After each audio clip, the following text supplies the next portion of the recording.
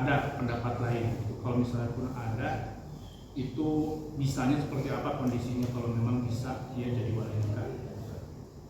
Untuk anak perempuan ya pasti. Iya. Jadi bukan tentang kasih tadi. Iya. Terima kasih Ustaz. Ya, baik. Ulama sepakat kalau lahir di luar nikah berarti nasabnya enggak ke ayah biologisnya, walaupun biologis ayahnya, selama kehamilannya terjadi di luar nikah. Nah, karena nggak ada nasab, otomatis nggak mungkin jadi wali. Assalamualaikum warahmatullahi wabarakatuh. Alhamdulillah. Alhamdulillahilladzi anzala 'ala 'abdihi kitaba wa lam yaj'al lahu iwaja. Asyhadu an la ilaha illallah wahdahu la syarika lah. Wa asyhadu anna Muhammadan abduhu wa rasuluh. Allahumma shalli wa sallim wa barik ala sayyidina Muhammad wa ala alihi wa ashabihi wa man tabi'ahum bi ihsanin ila yaumil qiyamah. Amma Rabbi ishrah li sadri wa yassir li amri wahlul 'uqdatam min lisani yafqahu qawli. Rabbana zidna ilma warzuqna fahma.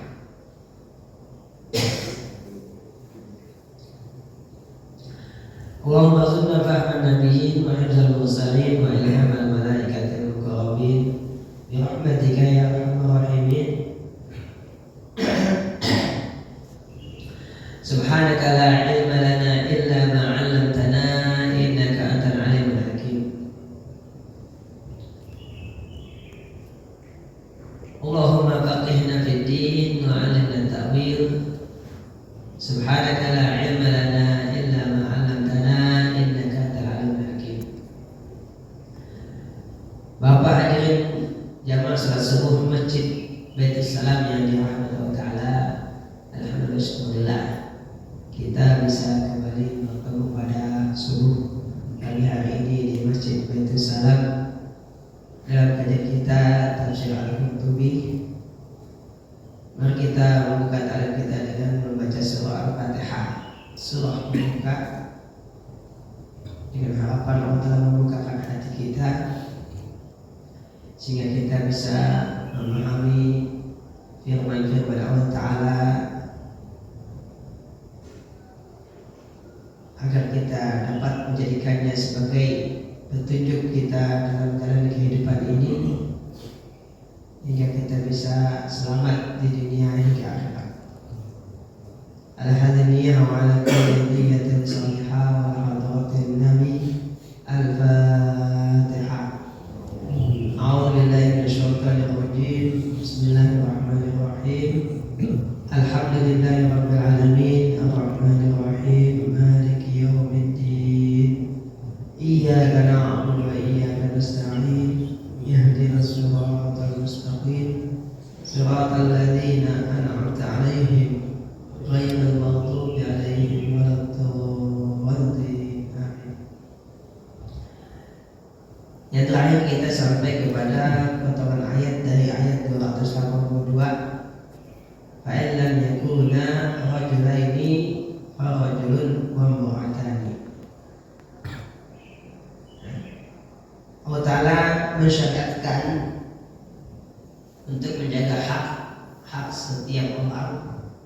Maka jika tidak diutang-utang, ya, Allah minta kita mendatangkan saksi dalam transaksi utang piutang tersebut, selain perintah untuk mencatat.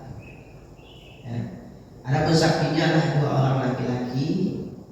Jika tidak ada dua orang laki-laki, maka boleh satu orang laki-laki dan dua orang perempuan. Mimman tardawna minasyuhada, dari orang-orang yang engkau ridhoi. Nah, di sini dalam tafsirannya dikatakan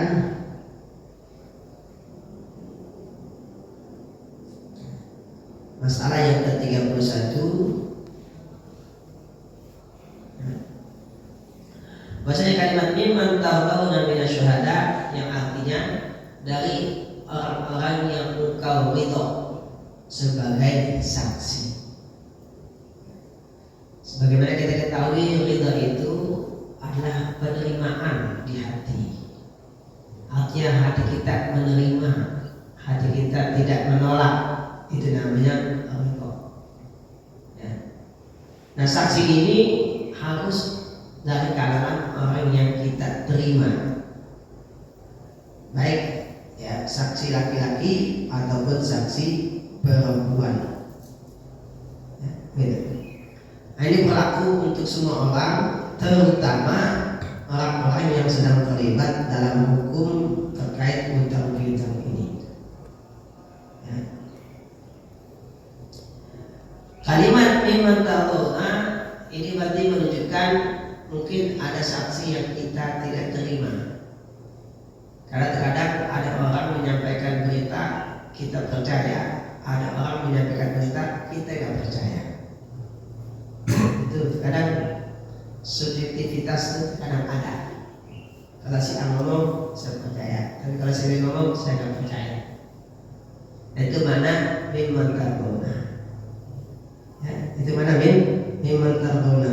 Ya, kita katakan anna fi syuhud man la yurda. Jadi ada di antara saksi yang tidak diterima. Ya. Artinya tidak cukup dia hanya muslim. Muslim sudah pasti harus, saksi harus Islam atau muslim. Jadi agamanya harus Islam. Ya. Tapi tidak cukup, harus dari orang yang engkau ridhoi. Nah, secara fikih yaitu orang yang adlun. Apa adlun? Lurus. Ya. Kalau kata i'tidal paham ya? Di antara rukun salat i'tidal. Kapan i'tidal? Setelah ruku kan i'tidal. Nah, itu i'tidal lurus tuh. Makanya harus lurus. Enggak boleh bangun sedikit begini langsung sujud, enggak boleh. Karena belum lurus. Kecuali yang minta maaf badannya emang nggak lurus ya, lain lagi. Ya, jadi nggak boleh ruku, Allahu Akbar baru segini udah sujud, nggak boleh, nggak sah salatnya. Ya, karena kalimatnya i'tidal. Hatta ta'tadila qa'iman kata Nabi. Sampai kamu tegak berdiri lurus begini baru boleh sujud. I'tidal. Berarti adlun arti lurus. Ya, kata lurus pun biasa kita gunakan ya. Ini orang lurus, nah, gitu. Apa mana orang itu lurus? Enggak melanggar aturan, enggak melanggar aturan. Di kantor misalkan, nah ini orang lurus saja, nah gitu. Enggak bisa diajak belok kanan belok kiri, kan gitu ya. Diajak belok kanan kiri nggak bisa, lurus dong bisa ya. Nah, ada ikut aturan, ya kita aturan ibarat kereta di atas rel. Nggak bisa dah. Itu mau ajak kanan kiri nggak bakal bisa orang lurus. Nah itu mana lurus? Itu adil. Ya. Artinya syarat seorang saksi itu harus adil. Orang yang lurus. Berarti bukan orang yang terkadang belok kanan, terkadang belok kiri. Ya begitu. Itu pendapat jumhur ulama. Tapi kalau pendapat Imam Hanifah, cukup seorang itu muslim, terlihat sebagai muslim, ya, tidak tampak dari kefasikan, ya, maka sudah dikatakan adlun walaupun enggak dikenal. Ini kata walaupun enggak dikenal. Ini pendapat Abu Hanifah. Tapi kalau pendapat Bang Sulama, itu harus kita kenal. Kenapa?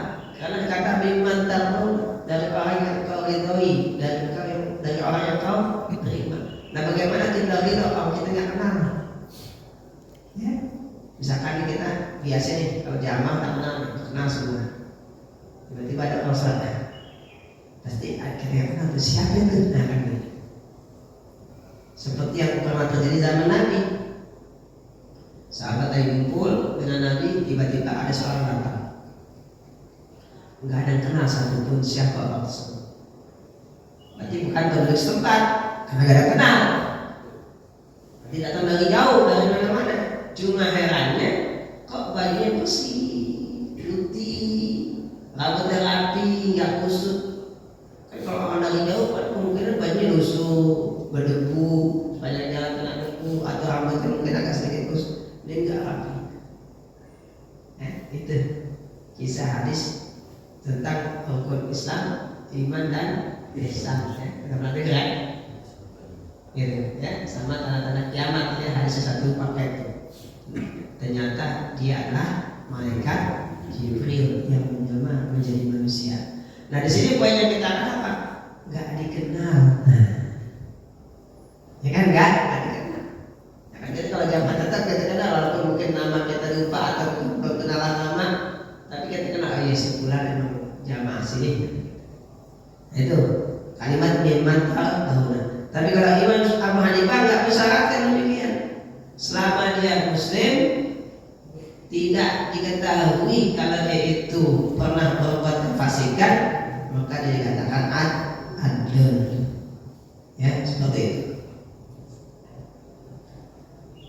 Nah kalau Umar bin Khattab ya, mengatakan kalau belum pernah dijatuhi hukuman had, nah itu masih adlun.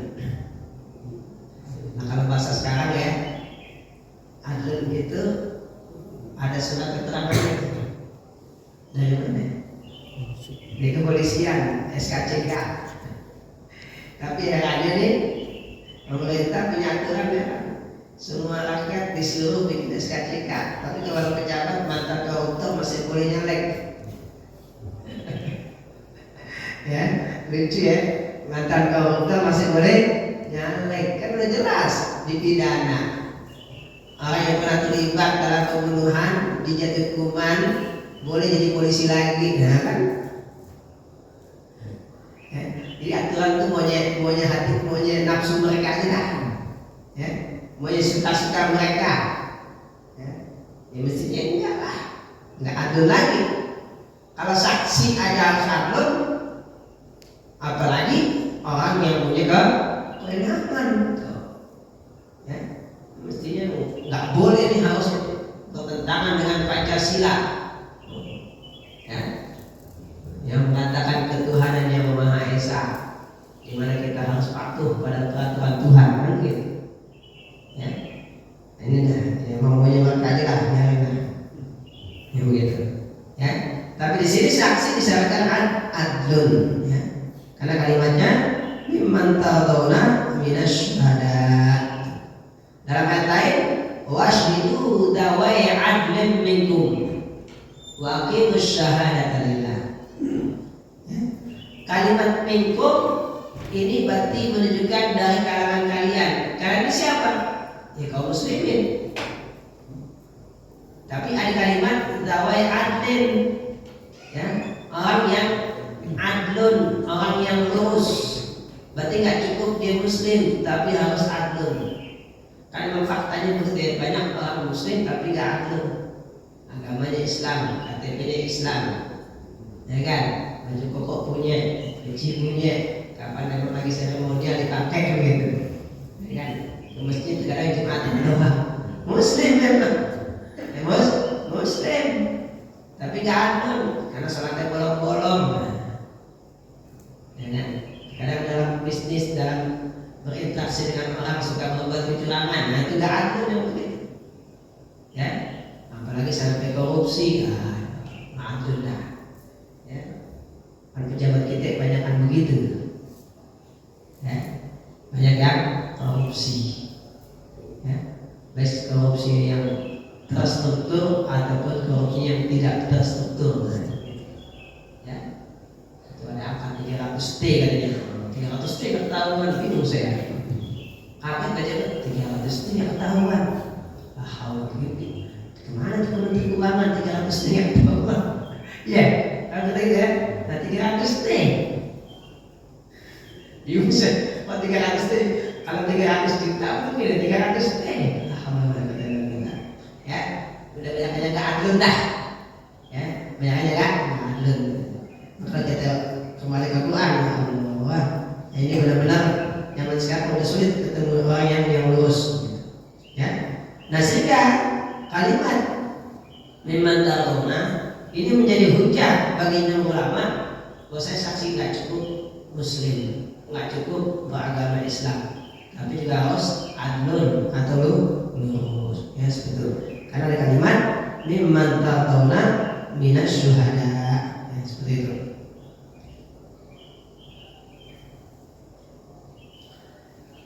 Nah di sini dijelaskan mana adalah, ya, yaitu apa?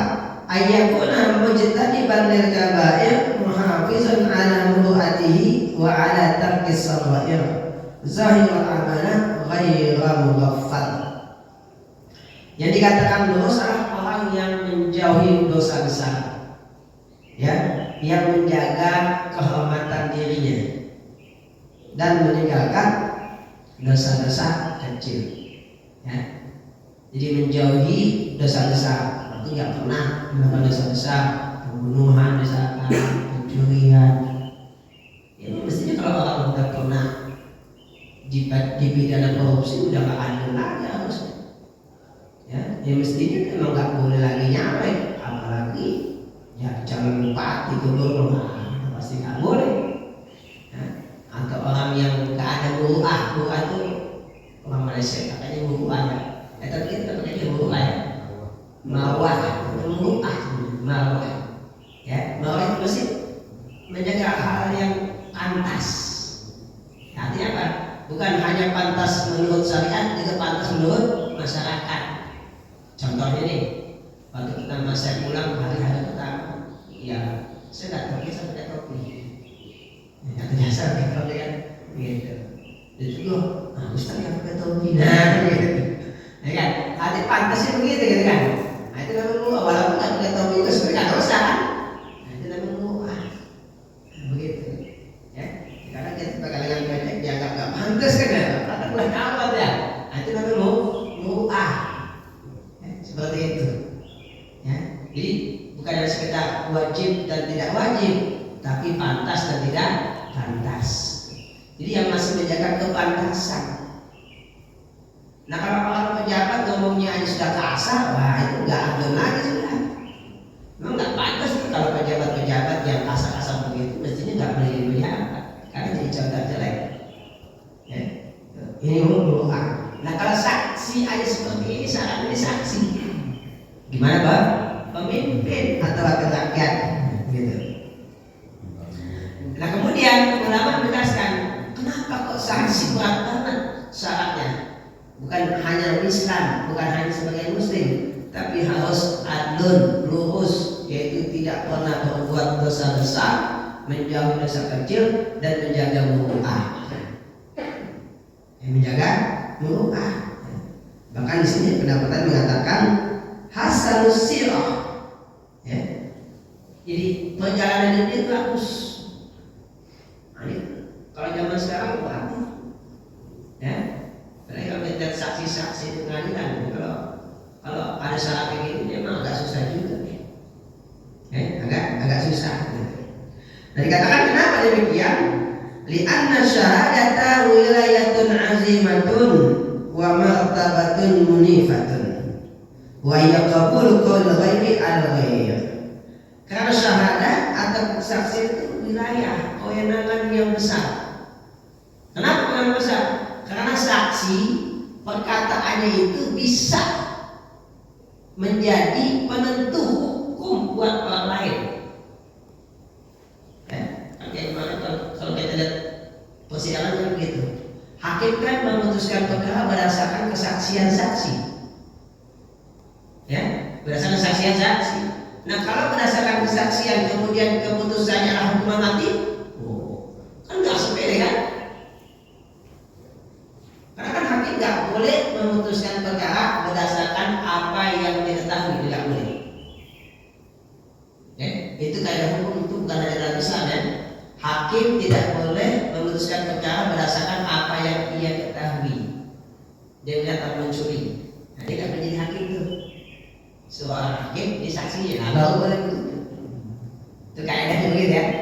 Hakim lihat orang mencuri, kan dia lihat tuh, ya kan? Nggak boleh jadi hakim ya. Itu nggak boleh jadi saksi, nggak boleh.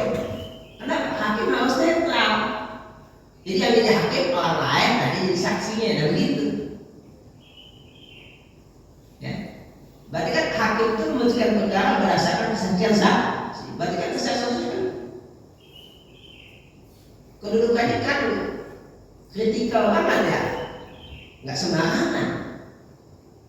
Bisa bikin orang dihukum mati, atau orang dihukum pilot misalkan, atau orang dihukum kekayaannya diambil negara, kan bisa begitu. Nah kalau salah kan saksi yang menanggung, bukan hakim. Ya. Makanya kalau ada misalkan saksi menyampaikan kesaksian palsu, lalu dengannya hakim memutuskan, yang dosa bukan hakim, saksi. Yang menanggung dosa saksi. Makanya nggak sembarangan orang menjadi saksi. Ya, seperti itu. Nggak gampang seperti itu. Ya. Kenapa? Qabulu qaulil ghair ala ghair. Karena hakim menerima perkataannya yang akan menjadi landasan hukum atas orang lain. Ya, nggak bisa sembarangan kita mendatangkan saksi. Makanya Allah Ta'ala mensyaratkan al-ridha wal adalah, lurus dan diterima oleh orang-orang. Ya, seperti itu.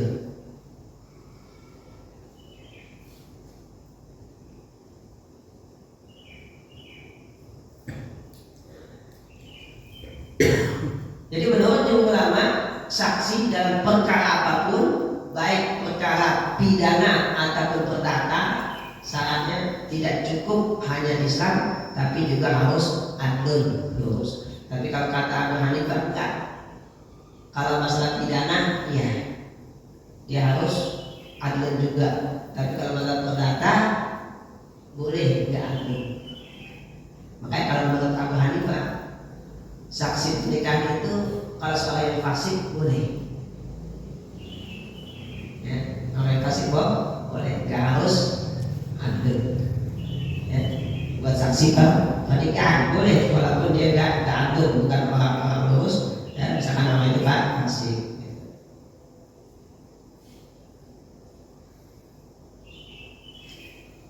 Nah kemudian jumhur juga mengatakan, jika dalam perkara perdata, dalam perkara terkait dengan uang atau harta, Allah mensyaratkan adil dan ridho, maka begitu juga dalam perkara pernikahan. Karena pernikahan itu kan objeknya adalah kehormatan. Di bahasa halus itu ya, bahasa vulgarnya kemaluan. Ya, karena objeknya kemaluan, kenapa? Kan dengan akad nikah kemaluan jadi halal. Ya kan? Dengan akad nikah, cuma dengan akad nikah, dengan saya nikahkan saya terima, tidak halal. Ya, cuma begitu kan? Saya nikahkan saya terima, yang tadinya halal jadi halal. Ini kan tadi kan juga ketiga dia kan? Ya kan? Nggak sembarangan juga. Ya kalau harta hilang kita masih bisa cari. Nah kalau kehormatan sudah terlepas, nggak bisa balik. Sampai dengan pidana ya. Orang potong tangan, nggak bisa balik lagi tangan. Apalagi kalau udah mati, nggak bisa balik lagi. Itu masih kritikal gitu ya. Makanya ada kaidah, seorang hakim salah dalam memaafkan atau membebaskan lebih baik daripada salah dalam menghukum. Itu kaidahnya begitu. Hakim salah dalam membebaskan, artinya dia salah. Harus orang itu dihukum bersalah tapi dihukum bebas. Itu masih lebih baik daripada sebaliknya, orang nggak bersalah itu salah. Kenapa? Karena kaidah dasarnya semua manusia itu mulia dan terhormat, nggak boleh dihukum tanpa ada bukti yang kuat, begitu. Ya.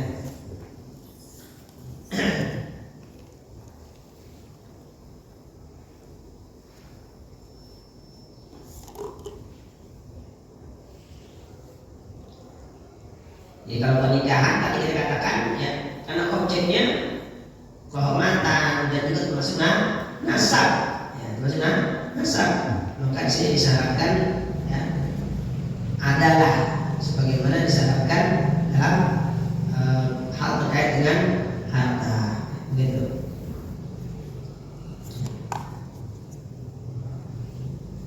Karena nggak semua orang ya, itu lurus.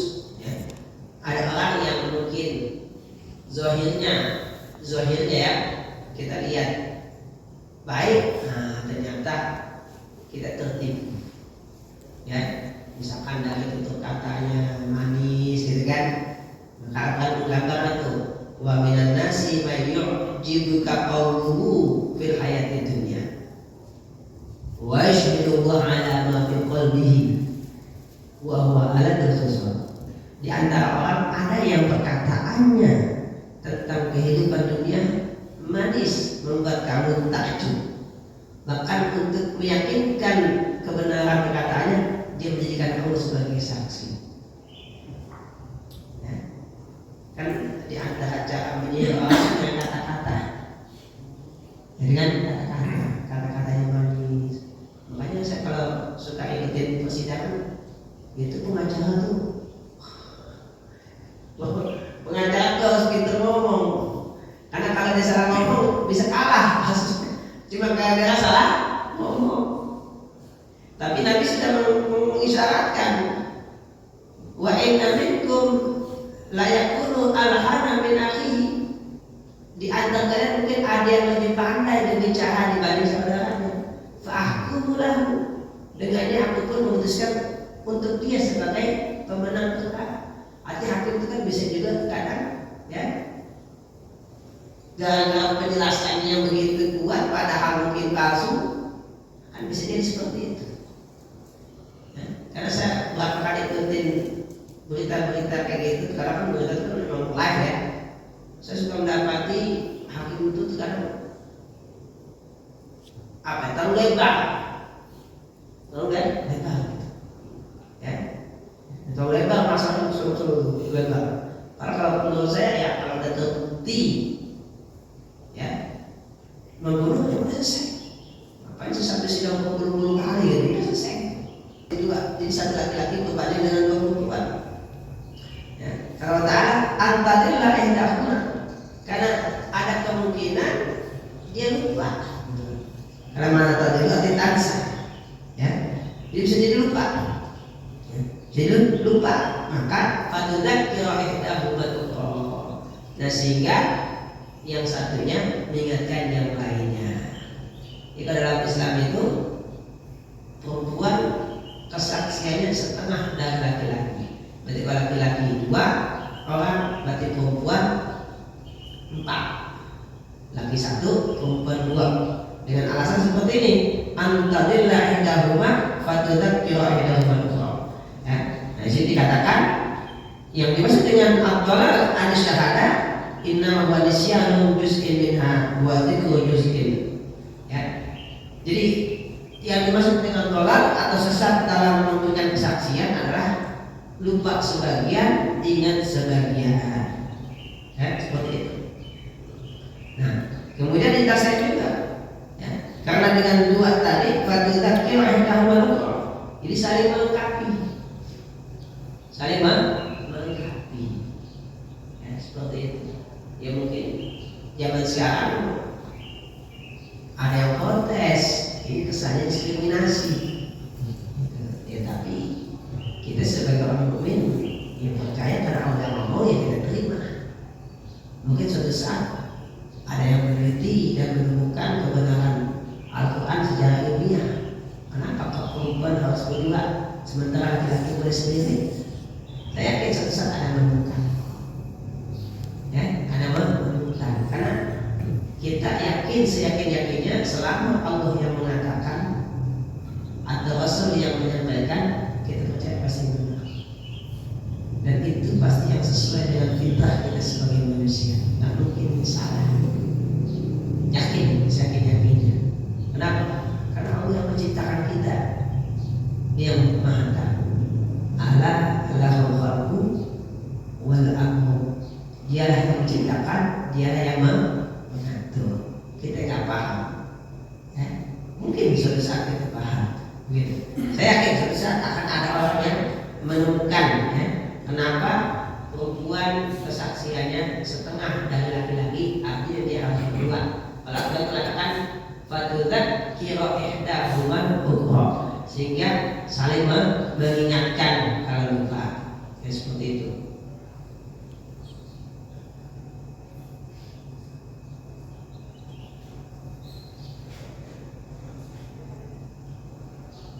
Nah kemudian At-Tamin Salasun yang ke 38.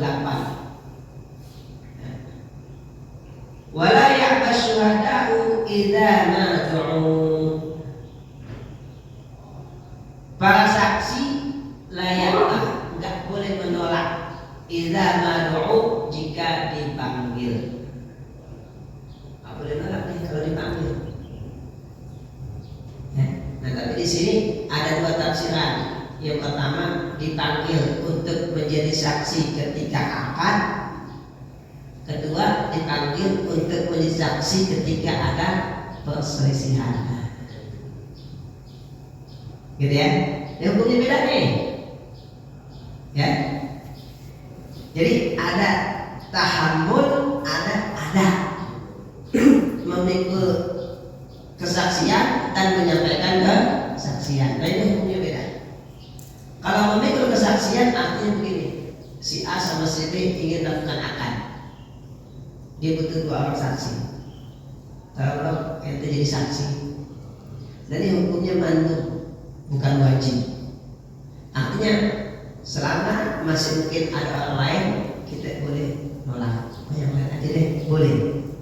Tapi kalau kita terima lebih baik.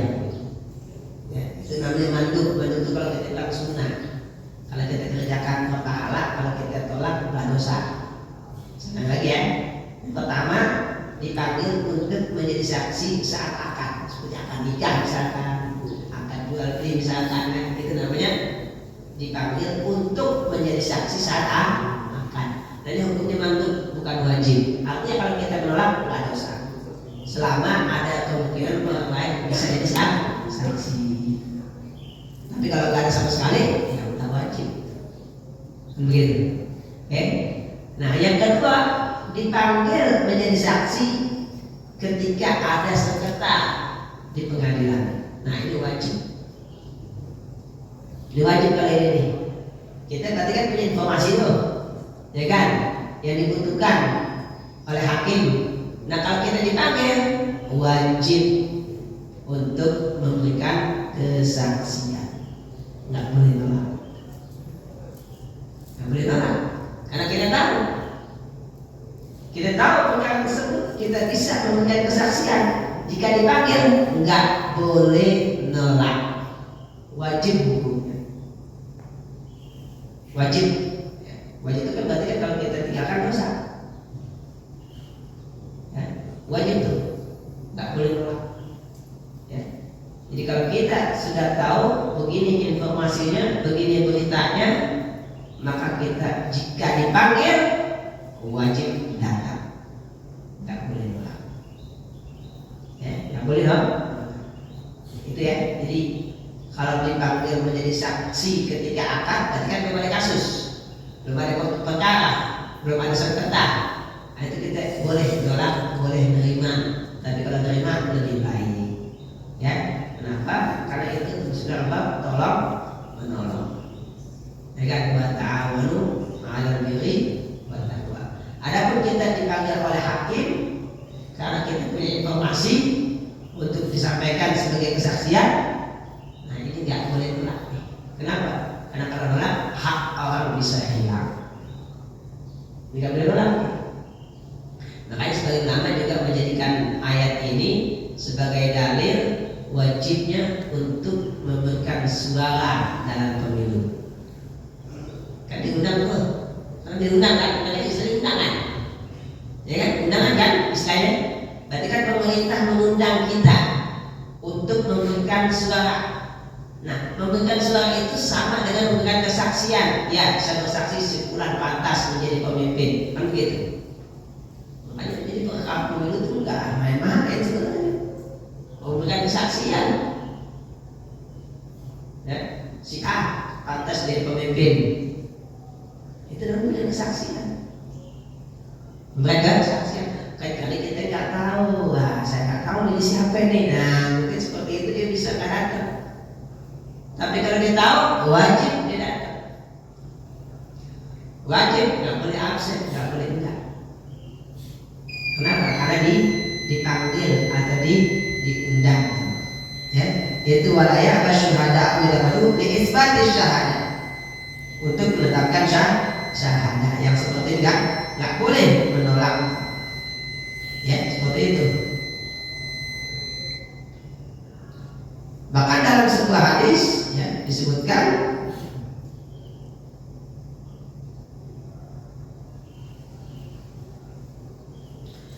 kita boleh memberikan kesaksian walaupun tidak diminta. Di sini ada hadisnya.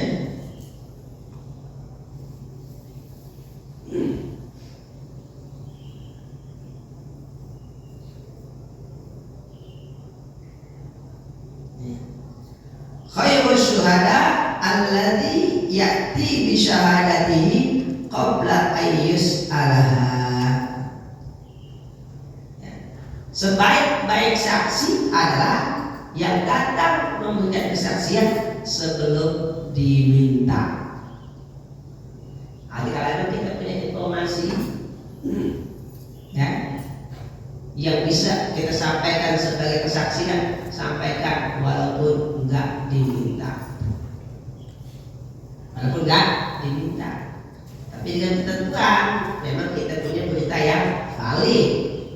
Bukan sekedar ingin campur tangan membela satu dan kedua pihak yang berseberangan. Gitu ya maksudnya. Jangan sampai gara-gara kita ngumpetin kesaksian hak orang jadi hilang. Ya, nah, makanya negara kita buat lembaga namanya LPSK, ya, Lembaga Perlindungan Saksi dan Korban. Kenapa? Karena tidak orang takut bersaksi. Takut bersaksi lagi zaman sekarang takut. Saksi malah kabur, ya kan? Kabur kan? Ada belakang, kabur mau orang penyesak. Jadi begitu. Sebenarnya nggak boleh begitu. Kita harus nolongin orang. Ini malah kabur takut jadi saksi. Pak jelas-jelas dia menyaksikan peristiwa kriminal tadi. Dia menyaksikan, lihat. Tapi dia malah kabur. Dia nggak boleh nih. Ya, nggak boleh. Saya khawatir nanti di akhirat permasalahan begini amat banyak. Ya, kamu ya kan menyaksikan kenapa nggak memberikan kesaksian, dengan demikian hilang hak orang. Tapi sendiri orang hilang gara-gara ada saksi, ya? Atau si fulan nggak mau menyampaikan kesaksian, ya? Jadi kalau kita punya informasi yang bisa disampaikan sebagai kesaksian, lalu hakim mengundang kita untuk menyampaikan kesaksian, wajib hukumnya. Bahkan dia mengatakan kalaupun tidak diminta lebih baik tetap menyampaikan. Ya, lebih baik tetap menyampaikan. Ya. Nah, ini disebutkan ya, dalam ayat lain, wa aqimus syahadata lillah. Nah ini cakep. Tegakkanlah kesaksian lillah, karena Allah. Wa aqimus syahadata lillah. Tegakkanlah kesaksian bukan karena apa-apa. Bukan karena saya ingin bela si atas sini, enggak. Karena Allah perintahkan saya untuk menyampaikan kesaksian. Nanti pada ayat berikutnya nih, ya, menyebutkan juga wala taqtumus syahadah. Jangan menyembunyikan kesaksian. Nanti di ayat setelahnya. Ayat 83 ya. Dalam ayat lain, illa man syahida bil haqqi wa hum ya'lamun. Kecuali orang yang menyampaikan kesaksian bil haqq, dengan kebenaran. Hak itu kebenaran yang pasti. Wa hum ya'lamun, dan mereka mengetahui. Dalam hadis Nabi bersabda, unsur akhaka zaliman atau mazluman. Tolonglah saudaramu baik dia zalim ataupun mazlum. Maksudnya apa? Berikanlah kesaksian. Berikanlah kesaksian. Jangan sampai saudara kita terzalimi, pada kita bisa menyampaikan kesaksian yang diharapkan dengan kesaksian tersebut dia bisa selamat, tapi kita tidak memberikan kesaksian. Jangan sampai, ya. Jangan sampai seperti itu. Makanya khairus syuhada, ya, sebaik-baik saksi adalah alladzi ya'ti bi syahadati qabla an yus'ala, yang datang membawa kesaksian sebelum diminta. Ya.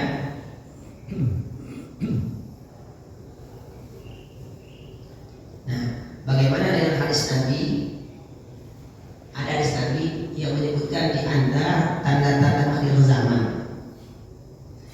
Summa yakunu ba'dahum qaumun yashhaduna wa la yashhadun. Kemudian akan datang di akhir zaman orang-orang yang memberikan kesaksian padahal tidak diminta. Wa yakununa wa la yutamanun. Mereka berkhianat dan tidak bisa memegang amanah. Wa yunziruna wa la yufun. Yang mereka bernazar tapi tidak menunaikan. Wa yazharu fihi saman. Tampak dalam diri mereka kegemukan. Nih, di antara tanda kiamat, di antara tanda akhir zaman, orang-orang yang memberikan kesaksian tanpa diminta. Maksudnya apa? Kata Nabi pernah mengajukan, kalau tanpa diminta nggak bagus. Maksudnya apa? Orang yang memberikan kesaksiannya tidak seperti yang diminta. Artinya apa? Memberikan kesaksian palsu. Ya, jadi maksudnya memberikan kesaksian tanpa diminta, maksudnya apa? Memberikan kesaksian tidak seperti yang diminta. Atau dengan kata lain, memberikan kesaksian palsu. Ya, dikasih amanah dia khianat, dia berjanji nggak ditepati. Nah, itu tanda-tanda akhir zaman. Ya, dan banyak di antara mereka yang bertumbuh gendut. Ini hadis tentang pejabat semua, itu pejabat zaman sekarang. Enak nih kalau nyampe hadis nih, kalau saya khutbah di kantor pejabat saya sampai ini, ya kan? Ya, gitu. Yang mereka pada tahu seperti itu, ya. Terutama di Kemenkeu. Sama Bungkam. Ya, seperti itu ya Allah ya Rabbi. Ya, nah itulah ya tentang perintah untuk menyampaikan kesaksian, ya, syarat saksi. Kemudian juga kalau kita punya informasi lalu diminta untuk menyampaikan kesaksian, nggak boleh nolak. Ya, malah ya basyuhadau idza ma du'u. Ya. Ini dulu sampai sini ya, ayatnya masih ada 18 lagi, panjang ayatnya. Nggak apa-apa, sedikit kita bahas ya. Ya ayatnya panjang, apalagi tafsirannya. Tafsirannya itu kan ya kita mendalami sedalam mungkin. Jadi kalau kita main di laut cuma di atas permukaan kan nggak seberapa indah, tapi begitu kita menyelam ke dalam, itu tambah indah. Makin dalam laut kan makin cakep. Kenapa? Ikannya lebih beragam, betul ya? Makin gelap kan nggak baca cahaya. Kalau baca cahaya aman, kan gitu kan? Betul, makin gelap. Kalau nggak bawa cahaya, makanya kalau orang mempelajari tafsir tapi nggak bawa perintah, ya sesat. Kan gitu ya? Mengkaji Quran, mentafsirkan tapi nggak pakai perintah, ya sesat ini. Nah, karena makin dalam makin gelap. Ya begitu. Ya makanya harus bawa ya cahaya, ya, bawa penerangan.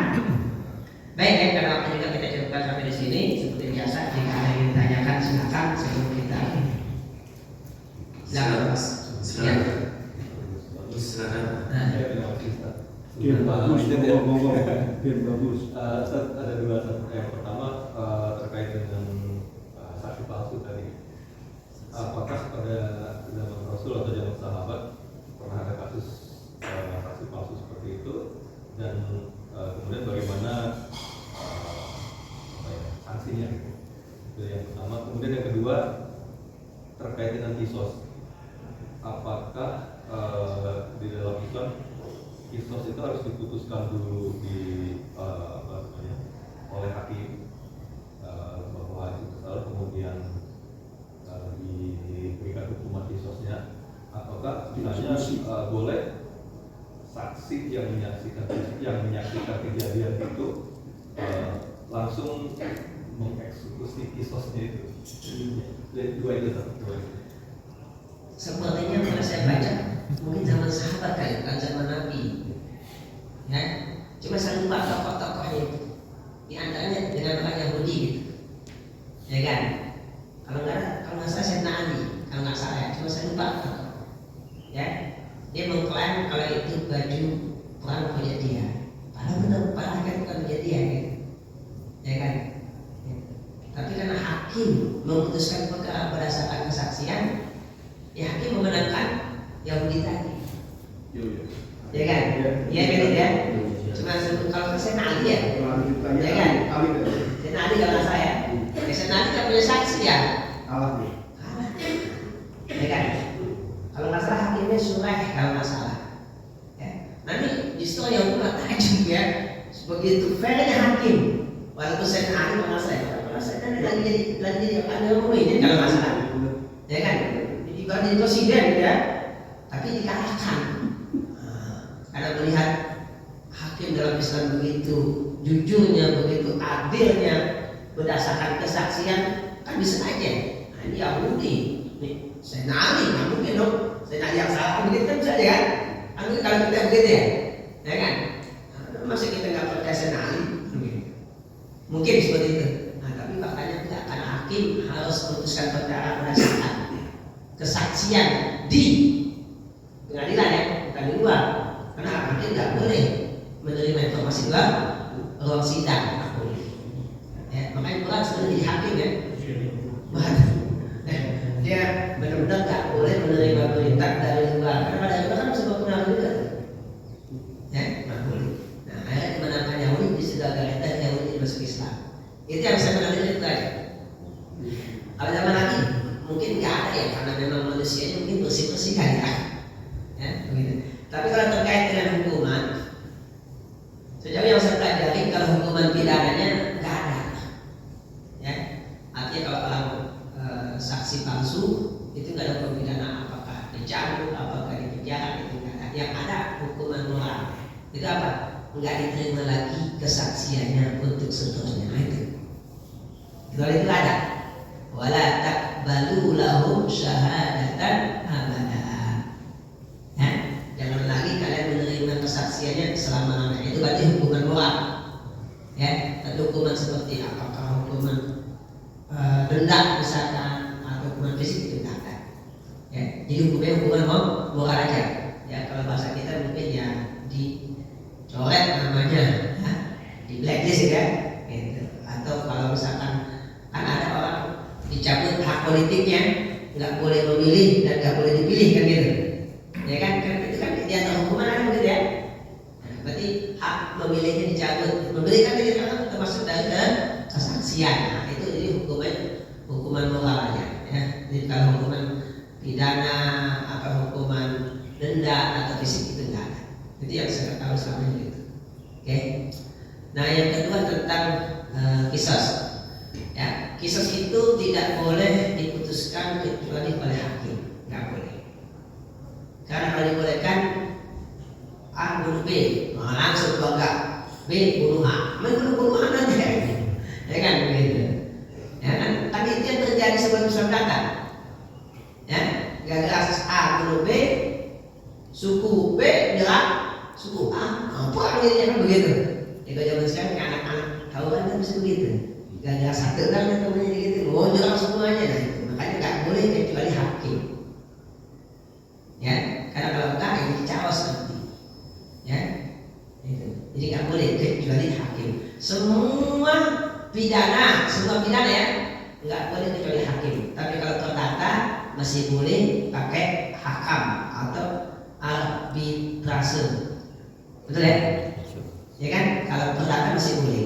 Sengketa perdata itu boleh ya, diputuskan oleh arbitrator. Nggak harus pengadilan. Dan Indonesia juga ada undang-undang yang membolehkan dan mensahkan.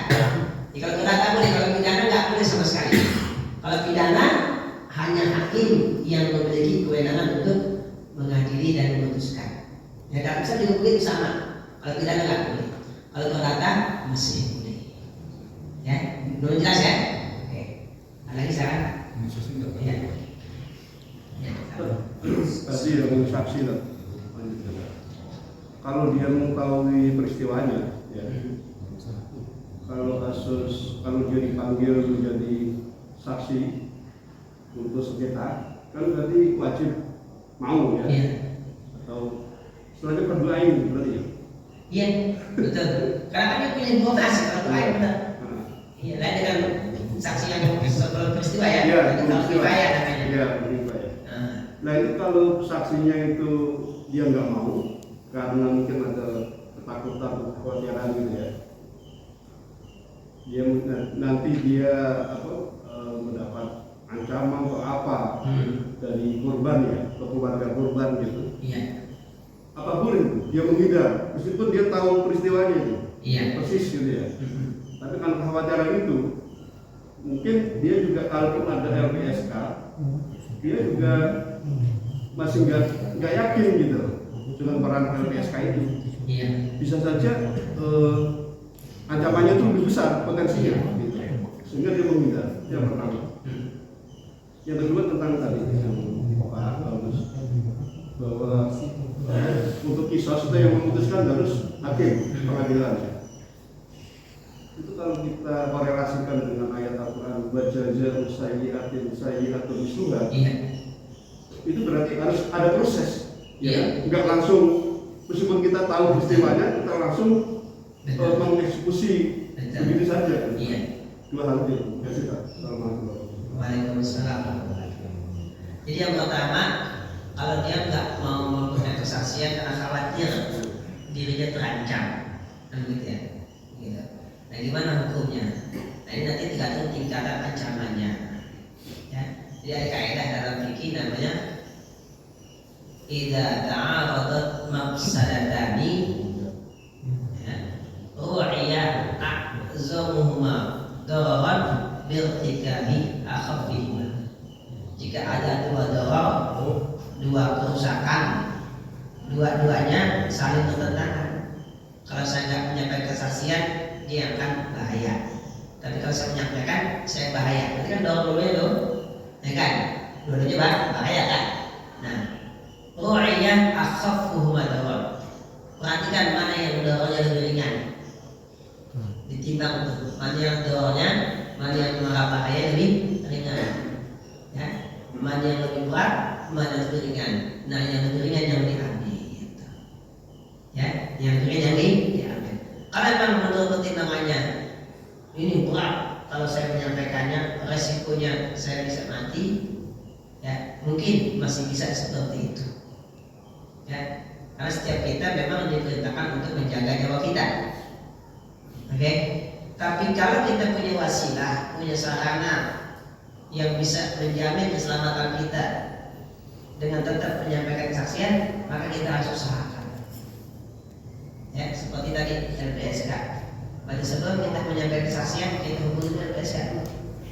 Ya, saya punya perintah untuk saya sampaikan, tapi saya minta perlindungan. Nah, begitu mungkin bahasanya. Sebelum dia timbul ke permukaan. Karena kalau timbul ke permukaan kan jadi nggak aman kan? Ya kan? Berarti dihubungi LPSK. Ya, saya minta jaminan keamanan yang pasti, baru saya mau menyampaikan kesaksian. Mungkin seperti itu. Tapi kalau nggak bisa, memang betul. Ya, artinya ya kaidah lainnya ad-dararu la yuzalu bid-darar. Suatu mara bahaya tidak bisa dihilangkan dengan mendatangkan bahaya yang lain.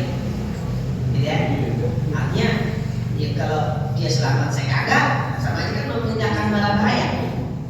Nah, begitu kaidahnya, memindahkan mara bahaya. Ya udah, di situ aja lah yang bahaya saya enggak boleh seperti itu. Berdasarkan kaidah tadi ya. Ya, tapi kalau memang dia bisa menjamin tetap selamat dengan menyampaikan itu lebih baik. Ya, harus diusahakan. Itu jawabannya berdasarkan kaidah fikih tadi. Oke? Karena kaidah umumnya kita harus menjaga keselamatan diri kita. Wala tulqu bi aidikum ila tahluka. Jangan engkau melemparkan dirimu dalam kebinasaan. Ya, seperti itu. Oke, jadi kalau kita menyampaikan kesaksian lalu kita terancam nyawa kita, ya boleh. Kita nggak menyampaikan kesaksian. Ya cukuplah simpulan yang kena dorong. Saya enggak begitu. Berdasarkan kaidah tadi ya. Ya, tapi kalau suka. Itu lebih baik. Udah dijawab ya. Nah yang kedua, betul. Kalau misalkan nih, si A membunuh si B, berarti kan keluarga si B ahli warisnya punya hak untuk menuntut kisos. Wa man qutila mazluman faqad ja'alna li walihi sultanan. Kalimatnya sultan. Wa man qutila mazluman, barang siapa yang terbunuh atau barang siapa yang dibunuh secara zalim, ya, bukan pembunuh hanya dibenarkan berarti faqad ja'alna li walihi, telah kami jadikan untuk walinya, berarti ahli warisnya, sultanan, kekuasaan. Dia boleh menuntut kisos, boleh memaafkan, boleh minta diat, itu kekuasaannya. Itu surat apa? Surat apa ya? Jadi searching aja. Iya. Ada lagi? Assalamualaikum warahmatullahi wabarakatuh. Kalau tadi kan saksi bahwa jika wanita harus 2 orang. Mungkin sebagaimana halnya hukum waris di atasnya. Iya. Nah ini kalau misalkan hakimnya adalah wanita, apakah diperbolehkan hakim itu wanita? Dan kalau diperbolehkan, apakah hakimnya harus 2 wanita? Iya. Pertama, hakim wanita mayoritas ulama tidak membolehkan dalam perkara apapun, kecuali mazhab Hanafi membolehkan dalam hal perdata, hal terkait keuangan ya, harta. Kalau pidana nggak boleh sama sekali. Ulama sepakat kalau pidana nggak boleh hakim perempuan, nggak boleh. Tapi kalau perdata masih tidak pendapat, ada yang membolehkan ada tidak. Ya begitu. Ya. Jadi nggak boleh hakim perempuan dalam pidana, ulama sepakat. Tapi kalau perdata, sengketa harta dan semacamnya, nah itu mazhab Hanafi membolehkan, mazhab dulu nggak membolehkan. Ya, maka tadi di antara alasannya, nah, kalau perempuan saksi aja harus 2, nah gitu kan. Nah, kalau hakim harus 2 dong. Nah kalau hakim 2, nggak mungkin. Mutusinnya gimana kalau 2? Yang A bilang bunuh, yang A bilang salah, yang B bilang kagak. Terus gimana keputusannya? Mustahil kan kalau hakim 2. Makanya kalau perlu majelis hakim minimal 3, pasti ganjil, nggak mungkin kena. Semua dari majelis hakim pasti kan ganjil, nggak mungkin kena. 3, 5, 7 kan gitu kan? Kayak hakim konstitusi waktu 7 ya. Masalah 7 ya, hakim konstitusi itu kan gitu. Ya nanti voting sama mereka kan begitu. Nah kalau 2, yang satu bilang ya, yang bilang enggak, maksudnya apa? Lebih maksudnya apa? Ya kan?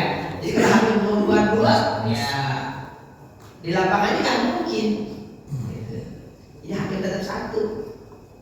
Ya, nanti ada kayak majelis hakim istilahnya, ya karena mungkin untuk membantu dalam memahami perkara dan mengambil keputusan. Mungkin begitu pertimbangannya.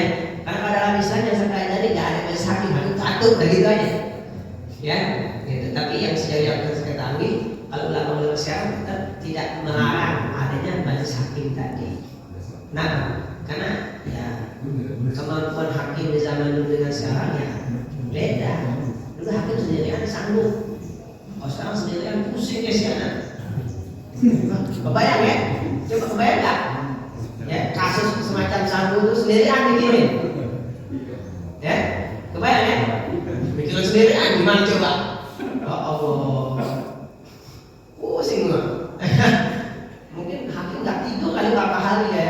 Nah iya nggak ngurusin masalah mereka nggak? Saya aja kebetulan bro. Nah saya ini kalau habis nikahin orang, itu hasilnya ya bukan apa-apa. Hal ada hal masalahnya. Ya kan? Benar-benar pasti yang hukum satu rumah kalimatnya kalau kagak. Kalau saya bilang sah ternyata kagak, ada repot. Itu kalau cuma masalah nikah kan, apalagi hukuman mati, hukuman dulu, ngeri. Makanya wajar kalau ada hakim lebih dari 1 tapi masih ganjil, ya kan? Tapi kalau 1 tadi bantu lah, ya kan? Kan kalau sendirian buat juga. Tapi kalau dalam Islam selama ini yang saya pelajari emang biasanya cuma 1, ya. Tapi kalau ganjil, ya masih mungkin ya. Tapi kalau 2, oh 2 gimana ya Pak? Yang A bilang ya, yang B bilang tidak, yang nggak ada keputusan. Ya, tapi memang selama ini terus terang saya belum menemukan temukan ya, kalau hakim temukan dua ya kan, yang saya temukan kalau dalam pidana enggak sama sekali enggak boleh kalau pidana ya kan, tapi kalau perdata Hanafi membolehkan tapi mayoritas ulama tetap tidak membolehkan. Dan lagi jawab ya. Baik, bisa lagi? Boleh lagi ya silakan. Dan ini Assalamualaikum warahmatullahi wabarakatuh. Waalaikumsalam. Ganti topik ke pernikahan boleh? Boleh. Jadi dua. Boleh lagi. Boleh. Amin. Amin. Seminggu yang lalu saya udah nikahin poligami soalnya. Oleh kok. Di rumah makan laras. Udah terjawab berarti. Berarti ini kasih bisa. Kan saya nikahin kasih ini. Kalau misalkan nikah kau kan saya nikahin. Ini kasih ini. Cuma tetap saya bawa. Udah terjawab ya. Terus kalau menikah resminya dilihat karena seharusnya ya nanti dikasih ini sekarang, setelah itu saya kasih ke lawyer untuk mengurus sampai dapat surat di KUA. Udah terjawab. Jadi Saya pakai itu saya. Jadi saya pindahin itu sebagai penghulu, habis itu saya serahkan ya dokumen-dokumennya ke teman saya yang lawyer untuk ngurus di pengadilan sampai selesai di KUA. Ya, saya kalau nikahin buat tanah, saya nggak mau kalau cuma buat tanah harus nanti ikut ke KUA. Saya gitu ya, nggak mau saya. Kenapa? Karena KUA juga wajib. Ya, tapi kan namanya nikah kan orang butuh cepet ya. Kalau ada proses dulu, apalagi pernikahan lama prosesnya, pengadilan dulu gitu kan. Semoga pengadilan dulu lama tuh. Ya udah sih saya nikahin nggak apa-apa, biar cepat. Habis itu saya ada apa-apa yang mana tungguin saya. Ya, silakan. Udah terjawab. Tapi saya tanya gitu ya pertanyaannya ini kan yang seperti kita ketahui seorang lelaki tidak boleh menjadi wali nikah dari anak hasil hubungan di luar nikah. Dari hasil. Nah itu pendapat seperti itu apakah itu mayoritas ataupun jumhur ulama? Apakah ada pendapat lain yang bisa jadi kalau seorang laki bisa menjadi wali nikah dari anak yang hubungan di luar nikah? Iya. Nah, apakah ada pendapat lain? Kalau misalnya pun ada, itu bisanya seperti apa kondisinya kalau memang bisa dia jadi wali nikah? Untuk anak perempuan ya pasti. Iya. Jadi bukan tentang kasih tadi. Iya. Terima kasih Ustaz. Ya, baik. Ulama sepakat kalau lahir di luar nikah berarti nasabnya enggak ke ayah biologisnya, walaupun biologis ayahnya, selama kehamilannya terjadi di luar nikah. Nah karena nggak ada nasab, otomatis nggak mungkin jadi wali. Itu ulama sepakat. Ya sudah semua sepakat. Nggak ada mengatakan boleh. Kenapa? Karena memang nggak ada hubungan nasab. Nggak ada hubungan nasab sama sekali. Ya. Nah kalau dia mau menjadi wali, kalau menjadi wali nih, nah karena kan dia lahirnya di luar nikah, berarti nasabnya kan ke ibunya. Nasab ibunya itu, ya kan? Nah kalau kita pakai mazhab Hanafi, ya kalau pakai mazhab Hanafi, berarti yang jadi wali kerabat ibunya, kerabat ibunya. Yang laki-laki. Yang laki-laki kan wali laki-laki. Kalau wali laki-laki ya, kalau wali perempuan ya, kerabat ibunya itu jadi wali. Berarti saudaranya ibunya. Ya kerabat ibunya dah, ya saudara ibunya, wali kerabat ibunya, kerabat ibunya. Itu hanya Nabi ya. Perasaan Nabi kerabat ibu nggak ada jadi wali. Nah, gitu ya. Yang jadi wali hanya kerabat ayah. Jadi kalau kita pakai mazhab Hanafi bisa yang menjadi wali kerabat ibunya. Tapi kalau kita kompilasi untuk Islam kita nggak pakai Hanafi, pakai Syafi'i itu nggak bisa. Artinya nanti begitu di KUA nggak bisa tuh jadi wali kerabat itu nggak mungkin. Karena nanti di KUA ada di data tuh siapa walinya, nasabnya apa gitu kan? Wali nasab atau wali hakim kan seperti itu. Nah karena wali nasab nggak ada, otomatis wali hakim. Wali hakim siapa? Ya KUA. Nanti yang menunjuk siapa yang akan jadi walinya. Begitu. Itu kalau kombinasi hukum kita. Kalau seandainya nih, karena kita ingin menutupi aib orang nggak tahu kalau itu bukan anak kita. Ya, jadi orang nggak tahu, kita pengen jadi wali. Ingat, bukan ingin jadi wali. Maka minta kuasa dari keluarga ibunya. Harus minta kuasa, ini nggak boleh nikahin tanpa kuasa. Ini walaupun ada biologisnya, karena kan bukan ayah secara hukum. Minta kuasa. Ya, kemarin seminggu yang lalu saya nikahin orang, abangnya ada. Kenapa abangnya nggak datang? Saya bilang, kan abangnya ada.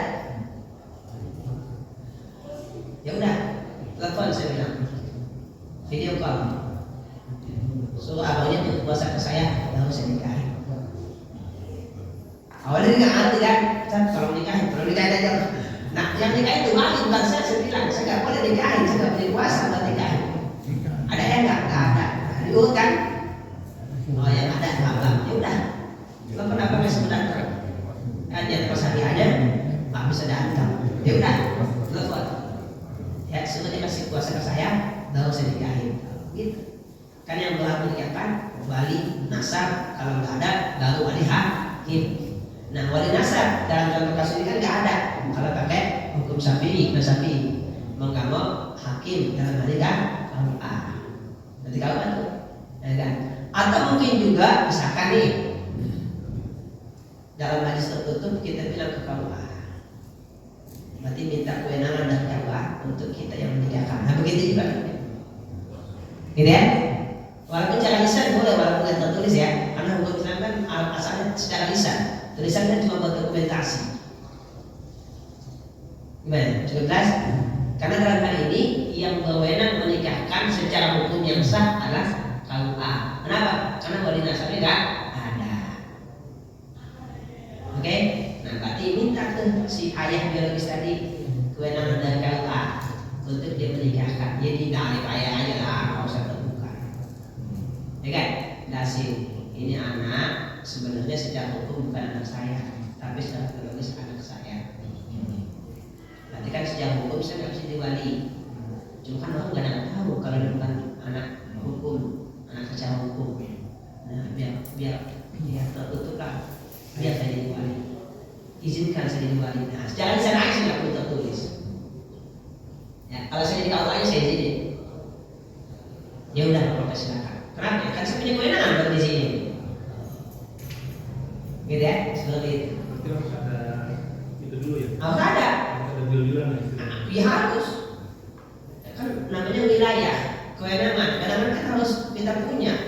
Kalau kita nggak punya, kita nggak boleh lakukan perbuatan hukum untuk hal yang kita tidak memiliki kewenangan pada perkara tersebut. Berarti artinya bisa dengan catatan seperti itu ya. Betul, bisa. Ya, tapi dengan cara tadi. Ya, kalau kita pakai Hanafi, itu minta kerabat ibunya. Oke, ya kalau kita pakai kombinasi hukum Islam karena mazhab Syafi'i, ya mau apa tadi?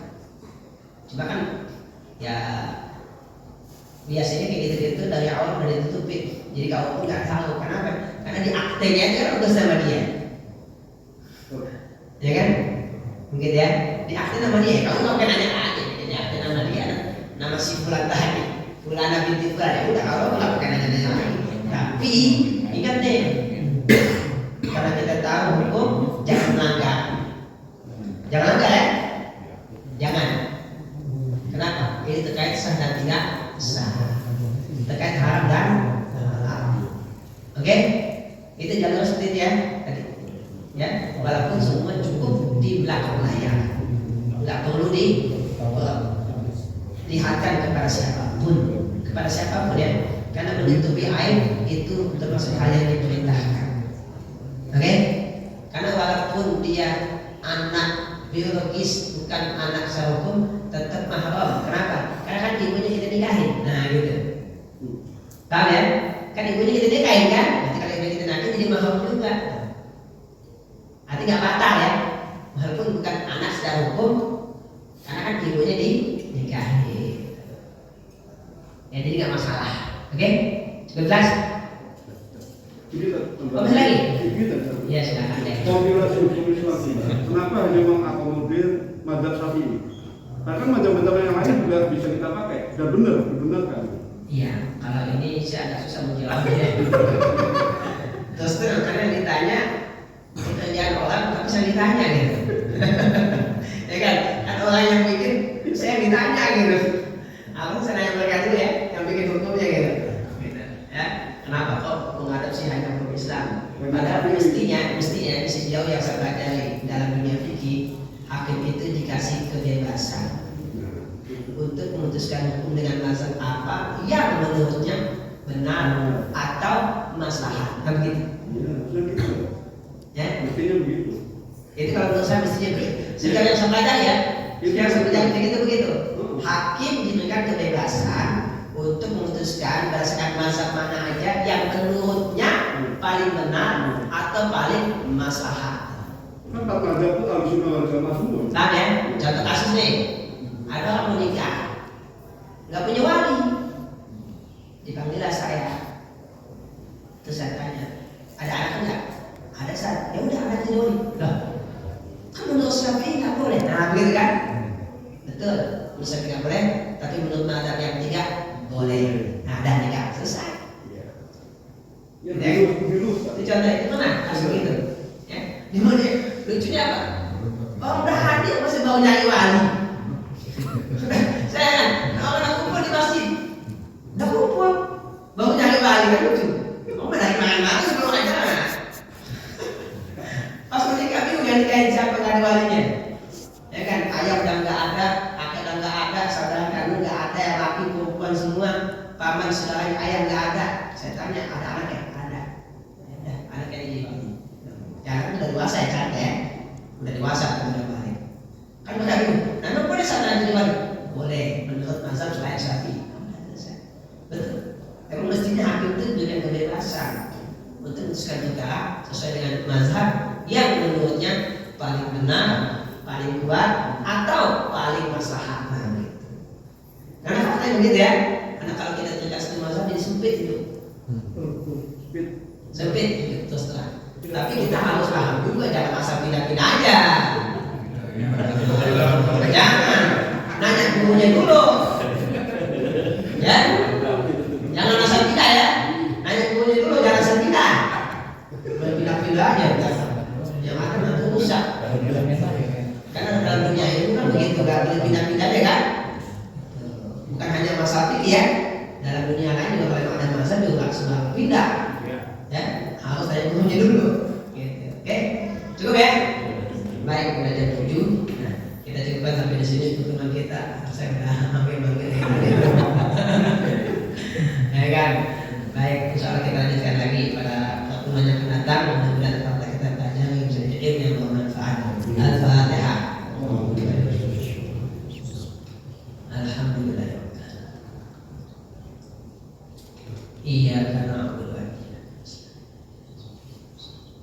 صراط الذين أنعمت عليهم غير المغضوب عليهم ولا الضالين اللهم صل على سيدنا محمد وعلى آل سيدنا محمد اللهم أغننا بالعلم وزينا بالحلم وأكرمنا بالتقوى وجملنا بالعافية اللهم جملنا بالعافية والسلامة وأعطنا بالتقوى والاستقامة وأجنا من موجبات الندامة إنك سميع الدعاء ربنا لا تزغ قلوبنا بعد إذ هديتنا وهب لنا من لدنك رحمة إنك أنت الوهاب ربنا آتنا في الدنيا حسنة وفي الآخرة حسنة وقنا عذاب النار وصلى الله على سيدنا محمد وعلى آله وصحبه وسلم والحمد لله رب العالمين سبحانك اللهم وبحمدك أشهد أن لا إله إلا أنت أستغفرك وأتوب إليك. Assalamualaikum warahmatullahi wabarakatuh.